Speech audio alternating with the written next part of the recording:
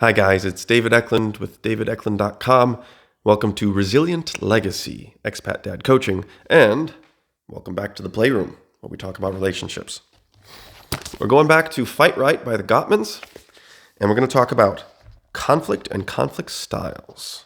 So, what is conflict? What is it for?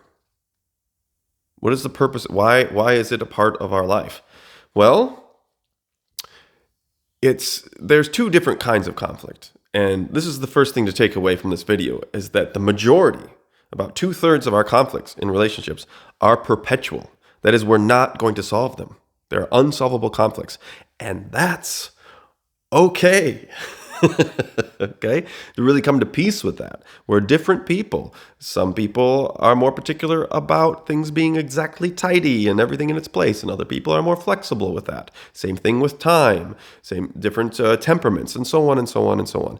There are things that simply we will always have different approaches to and different instincts for. And so conflict becomes a way to understand each other better, to connect, to discover each other's needs and feelings, and therefore be able to meet them better. So that's 2/3 of conflict, our perpetual conflict. And it's not about solving the problem, but it's about solving the moment. It's about the quality of the conflict itself as a permanent part of the relationship, of any relationship. So that's the first thing. Next thing, anger. If you're like me, anger, I always thought of anger as a negative emotion. Yeah? But the thing is, it's technically known as an approach emotion. So there are two basic motivational systems in us. There's an away from and a towards psychobiological system. And the towards includes anger. Okay? I'm investing myself in the relationship when I'm expressing anger. Okay? I'm not turning away. So for some of us, more than others, that's a real shift to get, wait a second, it's not bad. It's challenging, but it's not bad, okay? So the key thing is that we need to have a 20-to-1 ratio of positive to negative experiences in our relationship in general, and a 5-to-1 in the conflict itself. So now, I'm not asking you to tally things up in your life, like, oh, is that positive or negative? But just to give you a general sense of the kind of proportions we're talking about, okay? So, which of course begs the question, well, what counts as positive and what counts as negative? And of course, we're focusing on conflict, so we're going to look at it in that context. So, let's start with a negative in a conflict, the things to avoid. Well, if it's not anger, then what is it? Well, the Four Horsemen: criticism, contempt, defensiveness, and stonewalling. Okay?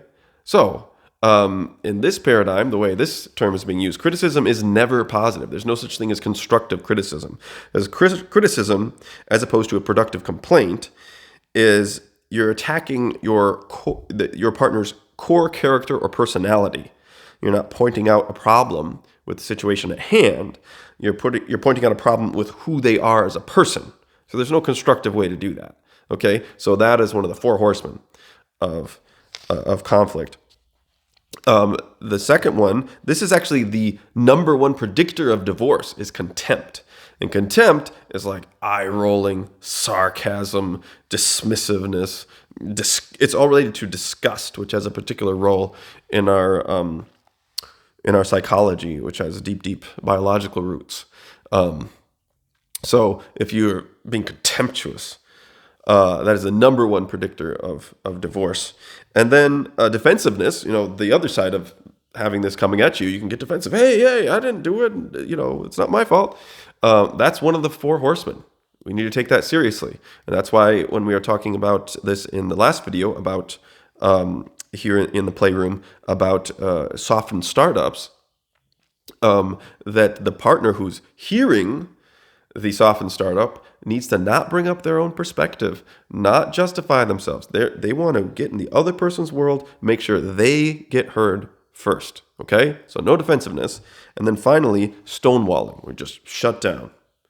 And there's something really interesting for us men is the thing is, men become both more alarmed. Like, let's say that there's a loud noise. They've measured their heart rate and different things, and men get more alarmed, and they stay more upset, more agitated, more in like alarm mode longer than women. Okay, so this has a real consequence in terms of how we handle conflict. If things are getting too intense, we're about to go into battle mode, and you're with your woman, you love, and and you're in a domestic situation. Like, it's what am I gonna do with this? Okay, I'll shut down. It's not worth it. Okay, but that's one of the four horsemen. Don't shut down. Stay engaged.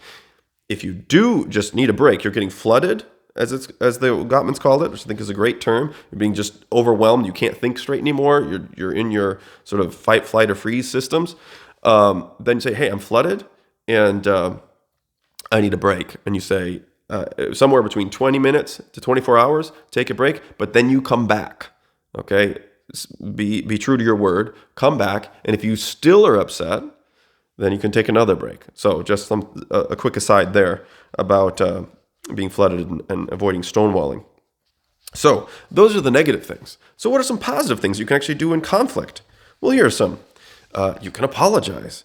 You can smile, nod, empathize, a reassuring physical touch, validating something your partner has said, emphasizing what you and your partner have in common, owning responsibility for your part in the problem, saying, good point, fair enough, pointing out what you both do right, recalling your past successes in conflict, a joke, laughter. You can have an inside joke that when things are getting ridiculous in a conflict and you both know it, but you're stuck and you're just fighting.